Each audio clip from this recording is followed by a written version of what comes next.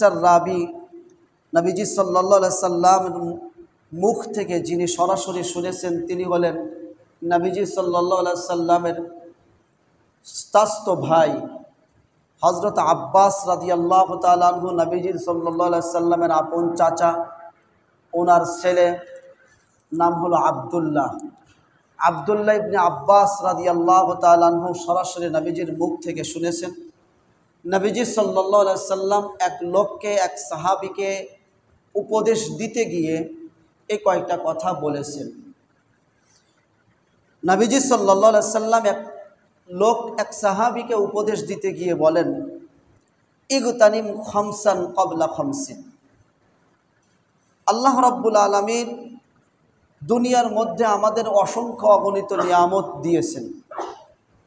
দিয়েছেন কিনা? আমরা দু চোখে যা কিছু দেখি আর না দেখি সব কার সৃষ্টি? আরো জোরে আওয়াজ দেন একটু।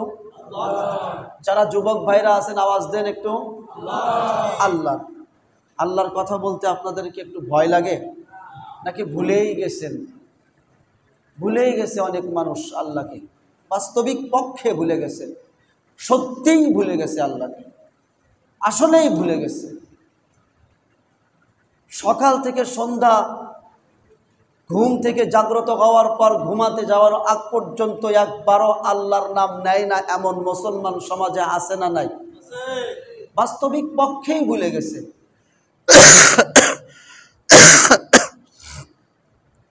আমাদের সন্তানরাই ভুলে গেছে, আমাদের বিবিরাই ভুলে গেছে, আমাদের পরিবার পরিজন সবাই ভুলে গেছে। তো আল্লাহ বলতেছেন আমিও তোমাদেরকে ভুলে গেলাম, আল্লাহও আমাদেরকে ভুলে গেছেন।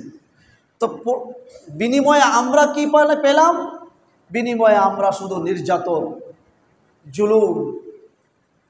মানুষ, মুসলমান বেঁচে থাকার অধিকার নাই, তাদের কাছে কুকুর বেঁচে থাকার অধিকার আছে। যে কথাগুলো আমি বারবার অনেকবার আপনাদেরকে বলেছি। তো এই জন্য যা কিছু দেখতেছি দুনিয়াতে সব কার? আল্লাহ। একটু জোরে বলেন তো।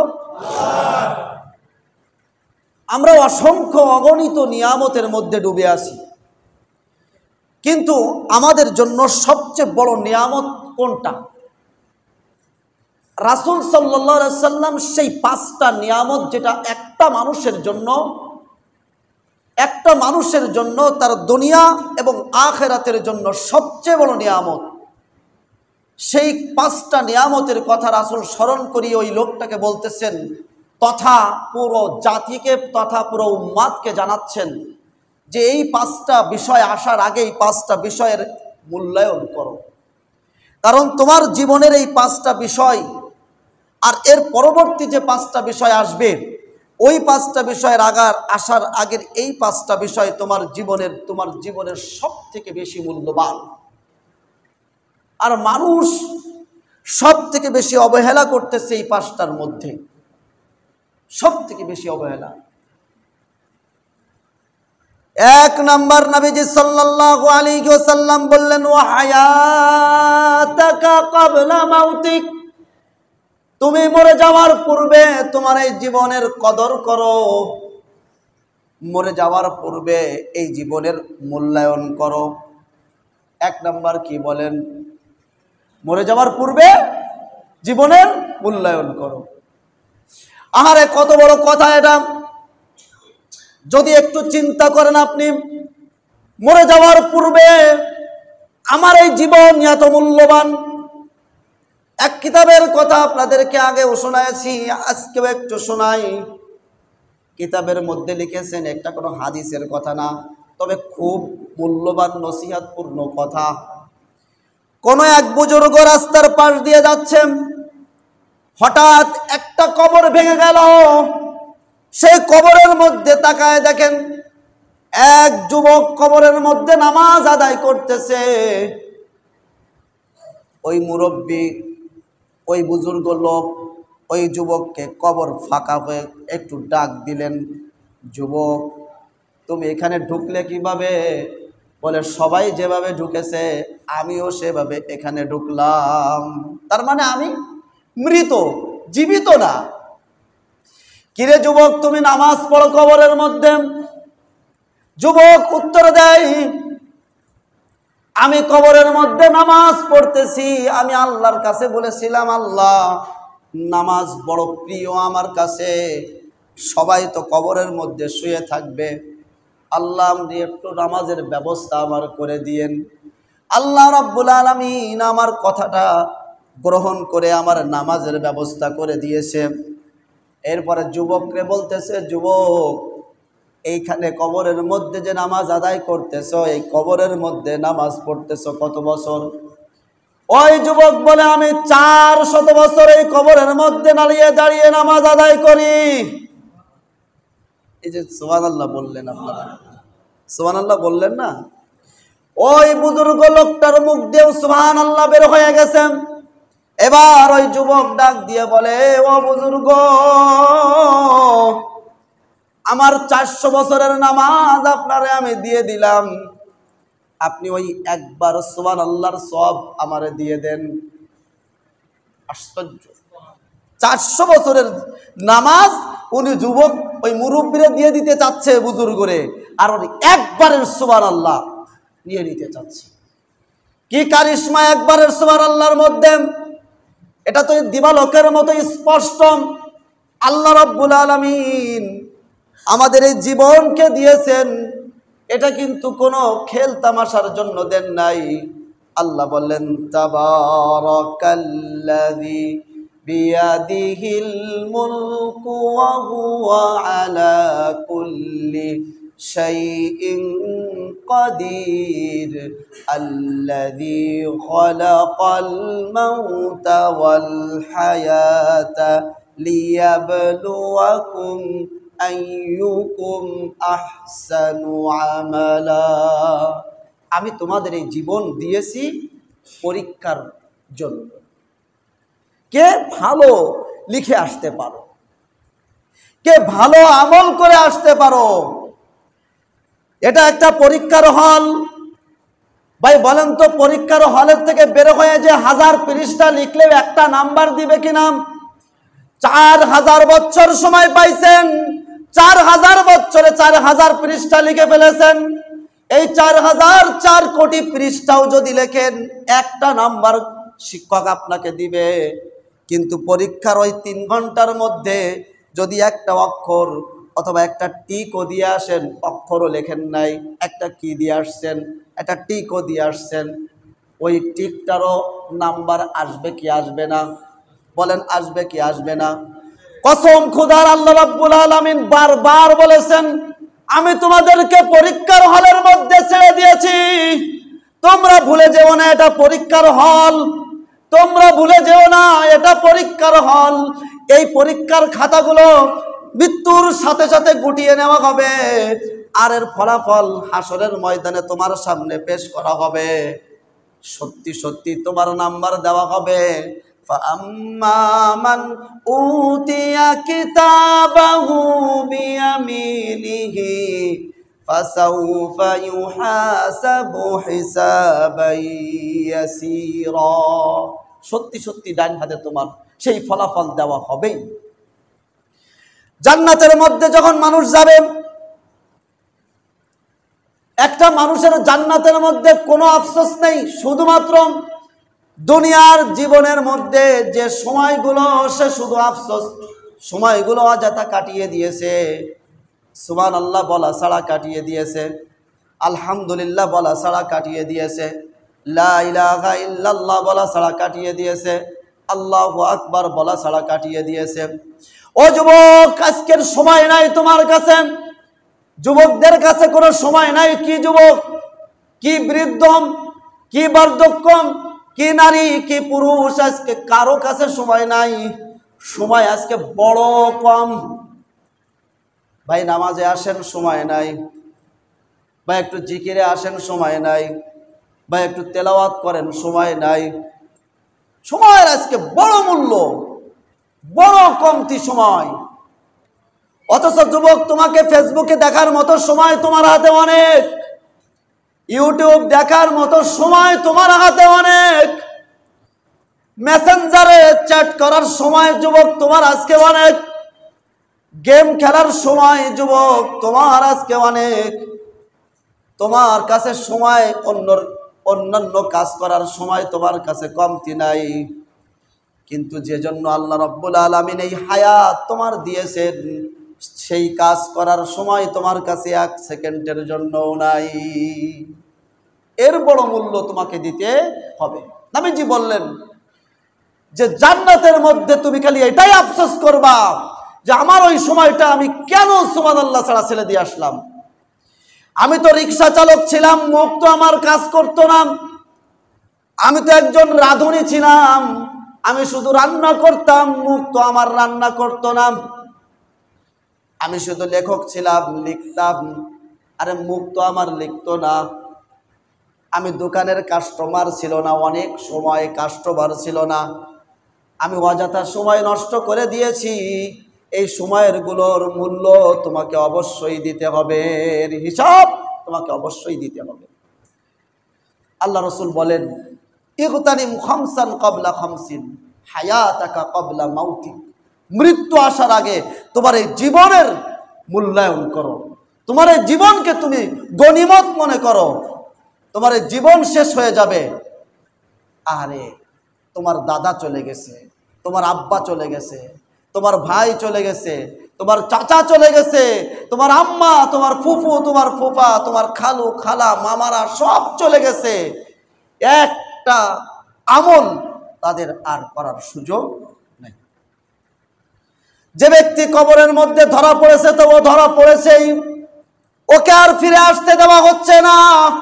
ও 1000 বার বলতেছে আমাকে একদিনের জন্য, 1টা সেকেন্ডের জন্য কবর থেকে আমাকে বের করে দাও। আমি একবার 1টা সেকেন্ড যদি পাই, কসম দিয়ে বললাম আমি ওইটা আর নষ্ট করব না। অনেকে দেখা যায় রাস্তার মোড়ে মোড়ে দাবার গুটি নিয়ে বসে, আছে না নাই? আরে যুবক, এই সময় তোমারে আল্লাহ দিয়েছে। তোমার জীবন তো এমন না যে তোমার জীবন ছিল 50 বছর, আল্লাহর অগ্রিম আরো বোনাস তোমার 60 বছর দিয়েছে। 10 বছর তুমি বোনাস পাইছো, এই 10 বছর যা ইচ্ছা তাই করো, এর হিসাব নাই। এমন নাকি প্রত্যেকটা সেকেন্ডের তোমার মূল্য আছে। প্রত্যেকটা সেকেন্ডে যদি তুমি গুনাহ করো তারও হিসাব দেওয়া লাগবে, আর প্রত্যেকটা সেকেন্ডে যদি তুমি সওয়াব করো তারও প্রতিদান তুমি পাবে। কথা কি বুঝতে পেরেছেন? এই জন্য নবীজি সাল্লাল্লাহু আলাইহি সাল্লাম প্রথমে স্মরণ করিয়ে দিচ্ছেন হায়াতাকা ক্বাবলা মাউতিক। তোমার জীবন শেষ হয়ে যাওয়ার পূর্বে তুমি তোমার এই জীবনের কদর করো, এই জীবনের গনিমত মনে করো। এই জীবন একদিন শেষ, যার শুরু আছে তার শেষ আছে। আরে তোমারে সূর্য দেখায় দিল, সূর্য সকালবেলা উঠলো, সন্ধ্যার সময় ডুবে গেল, সূর্যও তোমাকে বলে গেল তোমার জীবন একদিন শেষ হয়ে যাবে। ওই গাছের পাতাগুলো তোমাকে বলে যায়, গাছের পাতা ছোট্ট ছিল, ওই পাতাটা আস্তে আস্তে বড় হলো। একদিন হঠাৎ গাছের পাতাটা পেকে গেল, বাতাসের ঝাপটানিতে গাছের পাতাটা পড়ে গেল। গাছের পাতা পড়ে নাই, বরং তোমাকে জানায় দিচ্ছে, ও আব্দুল করিম, আব্দুর রহিম, আমি গাছের পাতাটা পড়ি নাই, বরং তোমাকে আমি শিক্ষা দিয়ে গেলাম। তোমার জীবনের শুরু আছে, তোমার জীবনের শেষও আছে। একদিন তুমিও শুকায় যাবে, তুমিও এই দিন চলে যাবে। হায়াতাকা ক্বাবলা মাউতিক। তোমার জীবনের মূল্য দাও, তোমার জীবনের মূল্য দাও। জীবন হেলায় কাটানোর জীবন না, জীবন হেলায় কাটানোর সময় না। ওই বিভিন্ন দোকানে গানের আড্ডায়, মোবাইলের আড্ডায়, ফেসবুকের আড্ডায়, ইউটিউবের আড্ডায়, গেমের আড্ডায়, চার আড্ডায় বসে জীবন কাটানোর সময় তোমার জীবন দেওয়া হয় নাই। গীবতের আড্ডায়, মহিলাদের আড্ডায় কাটানোর সময় তোমাকে দেওয়া হয় নাই। এটা আল্লাহর নিয়ামত, এবং তোমার জীবনের সবথেকে বড় নিয়ামত তোমার হায়াত। যে ব্যক্তি চলে গেছে আর যে বেঁচে আছে, বলেন তো যে গত শুক্রবারে যে ব্যক্তি মারা গেল, এই শুক্রবার কি সে ব্যক্তি পাইল? বুঝেন না? একটা সপ্তাহ অতিক্রম হয়ে গেছে, গত শুক্রবারে যে ব্যক্তি মারা গেছে, এই একটা সপ্তাহে কত ওয়াক্ত নামাজ গেছে, বলেন তো সে ব্যক্তি কি পেয়েছে? এই জুমার সময় একই কাতারে শামিল ছিলাম, আজকে আর সেই লোক নাই। এই জুমার নামাজে যে পরিমাণ সওয়াব আল্লাহ রাব্বুল আলামিন আপনাকে দান করবেন, হায়াত শেষ হয়ে যাওয়ার কারণে সেই লোক এই সওয়াব আর কোনোদিন লাভ করতে পারবে না। হায়াত বড় মূল্যবান। আল্লাহ রাসূল এই জন্য বলেন, আল কাইয়িসু মান দানা নাফসাহু ওয়া আমিলা লিমা বাদাল মাউত। বুদ্ধিমান ছাত্র হলো ওই ছাত্র, পরীক্ষার হলের মধ্যে ঢুকেন যে ব্যক্তি উপরে ফ্যান দেখে না, যে টেবিল ভালো আছে কিনা তা দেখে না, যে ভালো জায়গা বসার পেয়েছে কিনা তা দেখে না। ভালো ছাত্রগুলো খালি ঘড়ি দেখে, খালি ঘড়ি দেখে। ভালো ছাত্রগুলো প্রশ্ন দেখে। টেবিলটা একটা পায়া ভাঙ্গা, পায়ের উপরে রেখে দেয়। স্যাররেও বলে না যে টেবিলটা পাল্টায় দেন, কেন জানে যে এই টেবিলটা পাল্টাইতে গেলে 5 মিনিট আমার শেষ, 3 ঘন্টার 5 মিনিট আমার শেষ হয়ে যাবে, আমি লিখতে পারবো না। ভালো না লিখতে পারলে ভালো নাম্বার আসবে না, ভালো নাম্বার যদি না আসে ভালো চাকরি আমি পাবো না, আমি মানুষের কাছে বেইজ্জতি হব। কসম আল্লাহর, এই কথায় আল্লাহ রাসূল বলেছেন বুদ্ধিমান ছাত্র হলো ওই ব্যক্তি, এই পুরো ধরা পৃষ্ঠে যে পরীক্ষা চলতেছে, এই দুনিয়ার মধ্যে যে পরীক্ষার হলের মধ্যে আমরা এসে গেছি, বালেগ যেদিন থেকে হয়েছি মৃত্যু পর্যন্ত আমাদের পরীক্ষা। এর মধ্যে যদি আমরা উপরের ফ্যান আছে কিনা যদি দেখতে চাই, আমরা ভালো থাকলাম, ভালো খালাম, ভালো করলাম, কোনটা কি হলো, দুনিয়া আসলো কিনা, এটা যদি আমরা দেখতে চাই, নির্ঘাত আমরা ওই পরীক্ষার ওই ছাত্রের মতো, যে ছাত্র শুধুমাত্র উপরে ফ্যান আছে কিনা, টেবিল ভালো কিনা, চেয়ার ভালো কিনা, বসতে পেরেছে কিনা, খাতা আছে কিনা, আছে কিনা, এই সমস্ত দেখে যে ব্যক্তি 3 ঘন্টার সময় পার করে দেয়, নাম্বার কিচ্ছু পায় না, ওই ব্যক্তির মতো কিন্তু কিয়ামতের মাঠে হয়ে যাবে। খুব খেয়াল, কিছুই হাসিল হলো না। 2 নাম্বার আল্লাহ রাসূল বলেন, ও শাবাবাকা ক্বাবলা হারামিক, বার্ধক্য আসার পূর্বে তোমার যৌবনের মূল্যায়ন করো। বার্ধক্য আসার পূর্বে যৌবনের মূল্যায়ন করো। আরে কোন এক যুবক বলতেছিল, কোন এক বৃদ্ধ বলতেছিল, ফায়া লাইতাশ শাবাবা ইয়াউদু ইয়াউমা, ফায়া লাইতাশ শাবাবা ইয়াউদু ইয়াউমা ফাউখবিরাহু বিমা ফাআলাল মাশীব। ফায়া লাইতাশ শাবাবা ইয়াউদু ইয়াউমা ফাউখবিরাহু বিমা ফাআলাল মাশীব। আই একদিন যদি আমার যৌবন ফিরে আসতো, হাই একদিন যদি আবার সেই যুবকের সেই যৌবনী শক্তি যদি একদিনের জন্য ফিরে আসতো, তাহলে আমি ওকে জানিয়ে দিতাম বার্ধক্য আমাকে কি করেছে, বার্ধক্য আমার শরীরের মধ্যে কি করে ফেলেছে।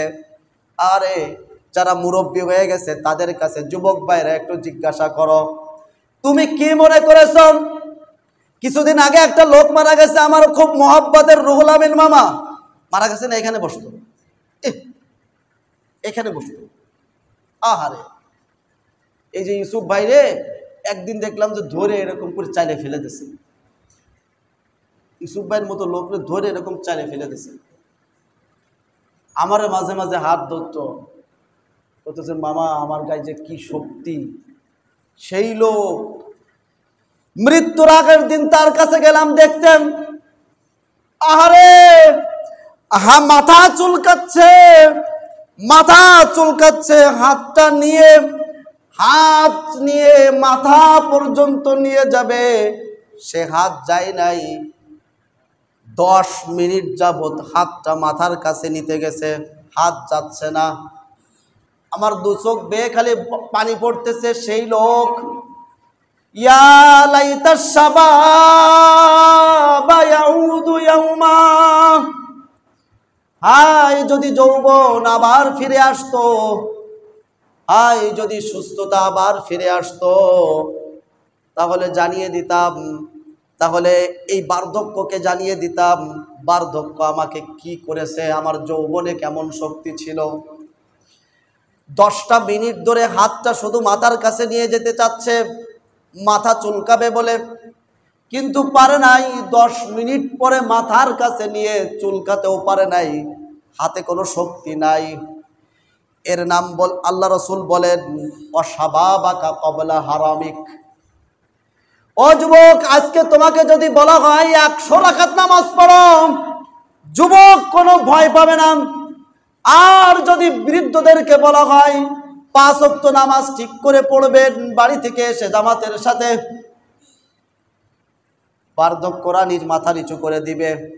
যদি আসেও তারপরে ওই চেয়ারে বসে যাবে, যদি আসেও তারপরে ওই চেয়ারে বসে যাবে।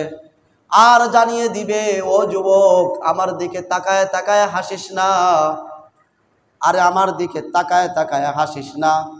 আমিও তোমার মতো এক সময় শক্তিশালী যুবক ছিলাম। আর তোমার গায়ে কি শক্তি, আমি তোমার মতো 5-10 জনকে আমি ঠকায় দিয়েছি, তোমার মতো 10-12 জনের সাথে একা কুস্তিতে লেগেছি, এমন শক্তি আমার গায়ে ছিল। না জানি কি একটা হয়ে গেল আমার শরীরের মধ্যে। 40 বছর পার হওয়ার পর পরে আমার মাথা ঝিমঝিম করে, আমার আর ভালো লাগে না, আমার গায়ে আর শক্তি পায় না, আমার চামড়াগুলো আস্তে আস্তে গোটায় আসে। আমি বারবার কত কিছু করলাম, কত যে কালার লাগালাম চুলে, কালার লাগিয়ে আমি মানুষকে দেখাতে চাইলাম আমি যুবক আছি এখনো, আমি বৃদ্ধ হই নাই। কিন্তু না, আবার মাঝে মাঝে কালারগুলো উঠে যায়, কালার আমার চুলে থাকতে চাই না। আমার চুলগুলো আবার আমার জানায় দেয় তোমার সেই যৌবনী শক্তি কিন্তু এখন আর নাই, তোমার সেই যৌবনী শক্তি কিন্তু এখন আর নাই। তোমার কবরটা বড় নিকটে, তোমার পিছনে শুধু হামলা করতেছে, শুধুই তাড়া করতেছে মালাকুল মাউত। সুতরাং আল্লাহর রসুল কিন্তু গুরুত্বপূর্ণ জায়গায় ঘা দিয়েছেন, অশাবাবাকা ক্বাবলা হারামিক, অশাবাবাকা ক্বাবলা হারামিক, অশাবাবাকা ক্বাবলা হারামিক। আজকে যুবক ভাইদের যদি ডাক দিয়ে বলা হয় যুবক একটু দাঁড়িয়ে রাখো, যুবক বলে সময় হয় নাই এখনো। আজকে যুবক ভাইদের যদি ডাক দিয়ে বলে যুবক রে একটু নামাজ পড়, যুবক বলে এখনো সময় হয় নাই। যুবকদেরকে যদি ডাক দিয়ে বলে যুবক রাত্রে জেগে যা, রাত্রে জেগে ওঠো, রাত্রে জেগে ওঠো, তোমার কপালটা আল্লাহর কাছে আল্লাহর কদমে ঠেকায় দাও, তোমার কপালটা আল্লাহর কদমে ঠেকায় দাও। যুবক বলে কি পাগল হয়েছেন নাকি হুজুর, কি কর, এই বয়সে কি তাহাজ্জুদ পড়া যায় নাকি? যদি যুবককে ডাক দিয়ে বলে যুবক একবার সুবহানাল্লাহ, একবার আলহামদুলিল্লাহ, একবার লা ইলাহা ইল্লাল্লাহ বলো, যুবক বলে এখনো সময় হয় নাই, ওটা তো বার্ধক্যে। না যুবক, তুমি বার্ধক্যে নামাজ আদায় করতে পারবা না। তোমার মন চাইবে অমুকে তাহাজ্জুদ পড়ে, আমি 100 রাকাত তাহাজ্জুদ পড়বো।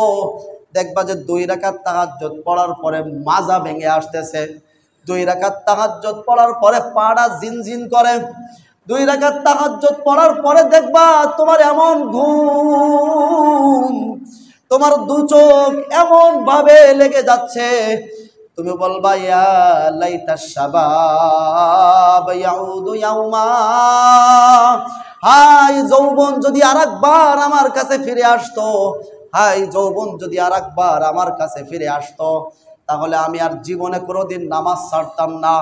আমি 100 রাকাত করে প্রতিদিন তাহাজ্জুদ পড়তাম, আমি প্রতিদিন নফল পড়তাম।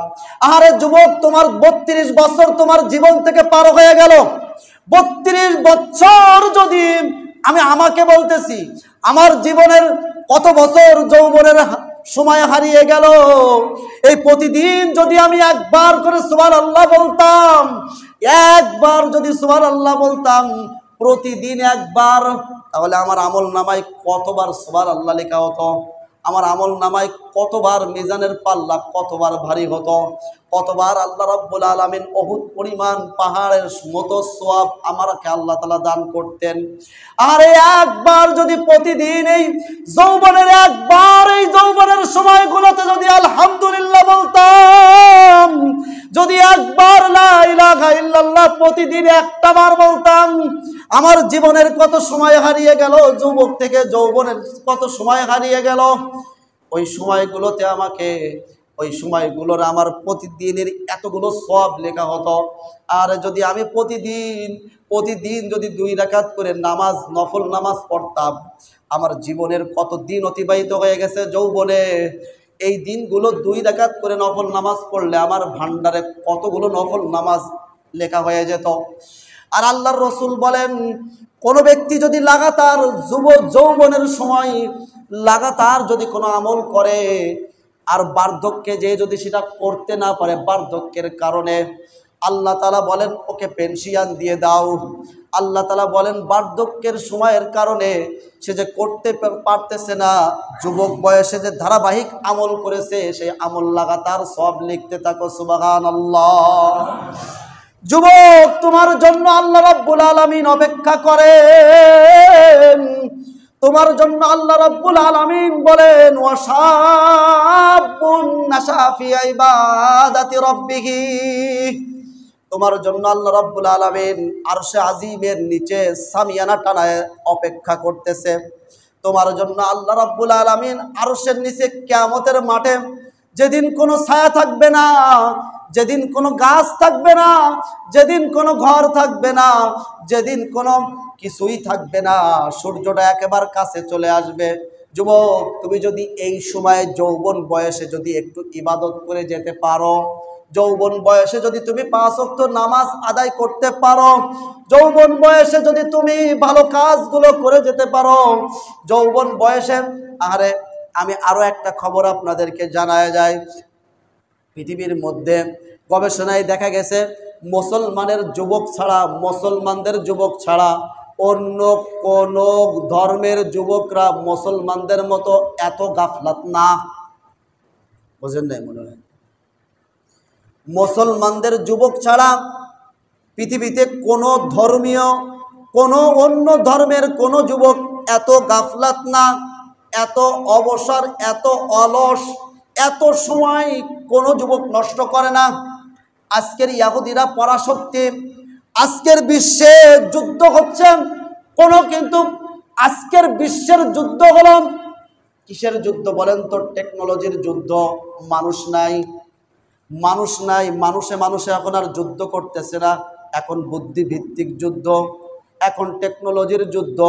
এখান থেকে সেট করে ছেড়ে দিবে, আপনার নাম লিখে ছেড়ে দিবে, আপনার বায়োডাটা ঠিক করে ছেড়ে দিবে। ওই ড্রোন আপনাকে খুঁজে বেড়াবে, বছরের পর বছর খুঁজবে, আপনাকে ফাঁকা পাইলেই শুট করে দিবে। এই রকম ইরানের বহু বড় বড় অফিসার মারা যাচ্ছে কিসের মাধ্যমে? ও যুবক, আজকে তোমার অবস্থা কি? আজকে ইহুদির সন্তানরা জন্ম হওয়ার পরেই ভাবে না দুনিয়াতে কিছু করার জন্য আসছি, দুনিয়াতে কিছু করব, দুনিয়ার রাজা হওয়ার জন্য আমরা জন্ম হয়েছি। তাদের তোমার মতো এইরকম ফেসবুক চালানোর সময় নাই, তোমার মতো এই গেম খেলার সময় যুবক তাদের নাই। তারা টেনশনে আছে কিভাবে দুনিয়ার বাদশা হবে, আর তুমি টেনশনে আছো তাদের জুতা কিভাবে ঠিক করবে। তুমি টেনশনে আছো জুতাটা আসলে কি এইভাবে ঠিক করলে ভালো হয় নাকি এইভাবে ঠিক করলে ভালো হয়, জুতার তলায় কি ময়লা আছে নাকি ময়লা ধুয়ে দেব, গায়ে মুছে দেব না কিসে মুছে দেব, সেই টেনশনে তুমি আছো। তুমি যুবক কিভাবে আছো জানো নাকি? তুমি কোন কার্পেট বিছাবা, আরে প্লেন থেকে নামার পরে কোন রঙের কার্পেট বিছাইলে সে খুশি হয়, তুমি যুবক সেই টেনশনে আছো, ঠিক কিনা? তুমি সেই টেনশনে আছো যে আমার কোন কার্পেট কোন রঙের। আগে তো দেখতাম লাল কার্পেট বিছাইতো, এখন লাল কার্পেটের ইট উঠে গেছে, এখন বেগুনি কার্পেট, কোনো সময় নীল কার্পেট, এইগুলো চলতেছে এখন, যাতে তারা সন্তুষ্ট হয়ে যায়। যুবক, তাদের কোনো যুবক জন্মের পরে তোমার মতো এত সময় তারা অতিবাহিত করে না। এত সময় নষ্ট করার সময় কোনো হিন্দু রাষ্ট্রেরও একটা যুবকের নাই। হিন্দুরাও, হিন্দু যুবকদেরও খোঁজ নিয়ে দেখেন। আমাদের দেশের যুবক যারা হিন্দু আছে তাদেরকেও খোঁজ নেন। তোমার মতো এরকম বসে থাকার সময় তাদের নাই। তুলনামূলকভাবে 100 জন হিন্দু মানুষ, 100 জন হিন্দু যুবক যদি খোঁজ নাও, তুলনামূলকভাবে দেখবা যে 98টা পাওয়া যাবে না কোনো এক কাজে আছে। আর 100 জন মুসলমানের যুবক যদি খোঁজ নাও, 98টা পাওয়া যাবে যে ও কোনো কাজ করে না। ও কি করে? ও গেম খেলে। ও কি করে? ও আড্ডা দেয়। ও কি করে? ও নেশা খায়। ও কি করে? ও নেশার মধ্যে আছে। আহারে যুবক, রাসূল কি বললেন? অসাবাবাকা ক্বাবলা হারামিক, বার্ধক্য আসার পূর্বে তোমার এই যৌবনকে তুমি মূল্যায়ন করো। তুমি মুসলমানদের কাজে মূল্যায়ন করো। তুমি গবেষক, তোমার মতো যুবক বাংলাদেশে তৈরি হয়েছে কিনা? যে যুবক এই ইউটিউব দেখে, এই গুগল সার্চ করে নিজে প্লেন বানায়, সেই প্লেনে উঠে বাংলাদেশকে দেখিয়ে দিয়েছে, এরকম যুবক আছে না নাই? তুমি গবেষণা করো। ইরানের প্রতি তার এত আক্রোশ কেন? আরে ইরানের প্রতি তাদের এত আক্রোশ কেন? কই পৃথিবীর মধ্যে একটা দেশই আছে যারা নিজের স্বকীয়তা বজায় রেখে চলতে চায়, যারা নিজেদেরকে বলে আমরা গোলাম না, আমরা রাজা। বোঝে নাই মনে হয়? আমি এটাই যুবকদেরকে জানাতে চাই, পৃথিবীতে এই ইরানকে মারতেছে কেন? একটাই দেশ মুসলিম যারা বলে যে আমরা কিনা গোলাম না, আমরা বাপের বেটা, বুক ফুলায় হাঁটি, আমরা যুদ্ধ করে মরি। আজকেই খোমেনি যদি বলে জুতা ঠিক করে দেব, কালকে থেকে কত সাহায্য লাগবে তোমার? কত সাহায্য দরকার? হায় রে মুসলমান!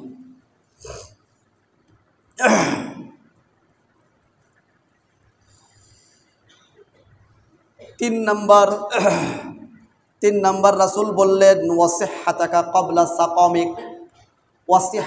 ক্বাবলা সাকামিক, অসুস্থ হওয়ার পূর্বে সুস্থতার কদর করো।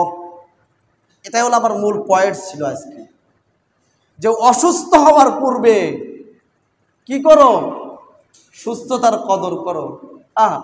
আমি গত বৃহস্পতিবার জ্বরে আক্রান্ত হলাম, এত চেষ্টা করতেছি নামাজটা দাঁড়ায় পড়বো, জুমার নামাজ দাঁড়ায় পড়বো, আমার শরীর আমাকে সায় দেয় না। আমাকে খালি এই কথা, এই হাদিসটা আমারে বারবার আমার চোখের সামনে আসে, ওয়াসিহাতাকা ক্বাবলা সাকামিক। আরে কত জুমার নামাজ আমি মনে হয় ঠিক মতো পড়তে পারি নাই, কত জুমার নামাজে আমি তো সুস্থ ছিলাম, কিন্তু যেভাবে পড়া দরকার সেভাবে হয়তোবা হয় নাই। আরে আজকে আমার অসুস্থতা আমার এমন ভাবে ধরেছে যে আমাকে বসিয়ে নামাজ পড়ায় দিল। তাহলে সুস্থতা আমার কত জরুরি সুস্থতা। আমি ফজরের নামাজে জেগে যাই, বারবার জেগে যাই। ফজরের নামাজে ওযু করি, আমার শরীর বলতেছে যদি আমি পরিপূর্ণরূপে ভালো করে ওযু করি, এখনই এমন ঠান্ডা লাগবে আমি মরে যাব। আমার সমস্ত শরীর এমন ভাবে আক্রান্ত হয়ে গেছে, শুধুমাত্র ফরজ আদায় করে এসে নামাজে দাঁড়ায় গেলাম, নামাজে দাঁড়ায় সুন্নত পড়ব, আমার শরীর বলে না দাঁড়ায় সুন্নত এখন আর হবে না, সব বসে পড়ো। বসে গেছি, এরপরে বসাও আর সহ্য হচ্ছে না, একটা জায়গায় হেলান দিয়ে নামাজ পড়লাম। আমার বারবার চোখের সামনে শুধু এই হাদিসটা, ওয়াসিহাতাকা ক্বাবলা সাকামিক। আর যে কথা বললাম গত কয়েক এই কুরবানি ঈদের আগের দিন, এই রুহুল আমিন মামারে দেখতে গেছিলাম। মামুন ভাই, আপনারও তো কিছুদিন আগে, মামুন ভাই আমি এই মসজিদে এসে কোনোদিন দেখি নাই যে উনি জুমার নামাজে, হয়তো 1-2 দিন অন্য মসজিদে গেছেন, কিন্তু জুমার নামাজে সবসময় পাইছি। কিন্তু কয়েকদিন আগে কি হয়েছিল মামুন ভাই? এই জন্য কে কোন সময় অসুস্থ হবে পৃথিবীর কেউ জানে না। আল্লাহর পক্ষ থেকে সুস্থতা, আল্লাহর পক্ষ থেকে যে কয়টা নিয়ামত, সব থেকে বড় সেই কয়টা নিয়ামতের মধ্যে এই সুস্থতা আল্লাহর পক্ষ থেকে সবথেকে বড় নিয়ামতের মধ্যে একটা। এটার কদর করা লাগবে, এটার কদর আপনাকে করতেই হবে। কারণ অসুস্থ হলে আপনি এই যে জুমার নামাজে আসছেন, অনেক মানুষ আসতে পারে নাই, খোঁজ নিছেন, ভাই জুমার নামাজে আপনি আসেন নাই কেন, অমুক আসেন নাই কেন, ওই যে হাসপাতালে শুয়ে আছে, এই রুহুল মামা কয়দিন বেঁচে ছিলেন, সুস্থ ছিলেন, এইখানে নামাজ পড়তেন, অসুস্থ হওয়ার পর থেকে আর মসজিদে নাই। আল্লাহ রসুল এই জন্য বলেন ওয়াসিহ্হাতাকা ক্বাবলা সাকামিক, তোমাকেও তুমি অসুস্থ হব কোন সময় কেউ জানে না। এটা মৃত্যুর মতো। অসুস্থ কোন সময় হবে কেউ জানে না। এই জন্য যে কয়দিন সুস্থ আছো সেই কয়দিন ঠিক মতো কাজ করো, তাহলে অসুস্থ হওয়ার পর আল্লাহ রাব্বুল আলামিন ওই কাজগুলোর সওয়াব আল্লাহ তোমাকে লিখে দিবেন। সুবহানাল্লাহ। ওয়া গিনাআকা ক্বাবলা ফাকরিক, আল্লাহ রসুল বলেন যে তুমি দারিদ্র হওয়ার পূর্বে সচ্ছলতাকে মূল্যায়ন করো। দারিদ্র হওয়ার পূর্বে সচ্ছলতাকে মূল্যায়ন করো। এমন একটা সময় আসবে, এই যখন সচ্ছলতা ছিল, ভাই 2 হাতে টাকা উড়াইছে, খালি এখানে সিগারেট খাইছে, ওইখানে সিগারেট খাইছে, গাঁজা খাইছে, মদ খাইছে, এরপরে যা মনে চায় তাই করেছে, যেভাবে টাকা। আমার একজনকে শুনলাম যে আরে ভাই 10-12 হাজার টাকা হলে আমাদের অনেকের সংসারে চলে যায়, ওর একদিনই খালি ঘোরাঘুরির পিছনে 10-12 হাজার টাকা লাগে, আছে টাকা। এমন একটা সময় তোমার আসবে যখন তোমার থাকবে না কিচ্ছু। এমন লোক আছে, তুরস্কের ভূমিকম্প হয়েছিল, ভূমিকম্প হওয়ার আগের দিন সে কোটি কোটি টাকার মালিক ছিল, ভূমিকম্প হওয়ার পরের দিন সে রাস্তার ভিখারি, এছাড়া আর কিচ্ছু না। এমন অনেক মানুষ আছে, নদীর পাশে ঘর, বিলিয়ন বিলিয়ন টাকার মালিক, এরপরে ঘুমের থেকে উঠে দেখে যে কিছুই নাই। আবার অনেক মানুষ আছে, কিছুদিন আগে খুলনার মধ্যে একটা পুরো মার্কেট জ্বলে গেছে, পুড়ে গেছে মার্কেট। আমি কিনলাম একটা মোটরসাইকেলের একটা জিনিস, কিন্তু তার পরের দিন যাই দেখি তো কিচ্ছু নাই ওইখানে। আর এই পরিস্থিতি। এই জন্য যখন তোমার সচ্ছলতা থাকে, কেউ হাত পাতলে তাকে দিয়ে দিও, হজ থাকলে হজ করো, জাকাত থাকলে জাকাত দিও, সদকা দিও, দান সদকা করো। কারণ যখন তোমার দারিদ্রতা আসবে, কিছুই তোমাকে দেওয়ার আর সুযোগ থাকবে না। এরপরে লাস্ট হলো ফারাগাকা ক্বাবলা শুগুলিক, যখন তোমার ব্যস্ততা থাকে না, অবসরতাকে কাজে লাগিও। আল্লাহ তাআলা আমাদেরকে আমল করার তৌফিক দান করুন। ওয়া আখিরু দাওয়ানা আনিল হামদুলিল্লাহি রাব্বিল আলামিন। সুন্নাত।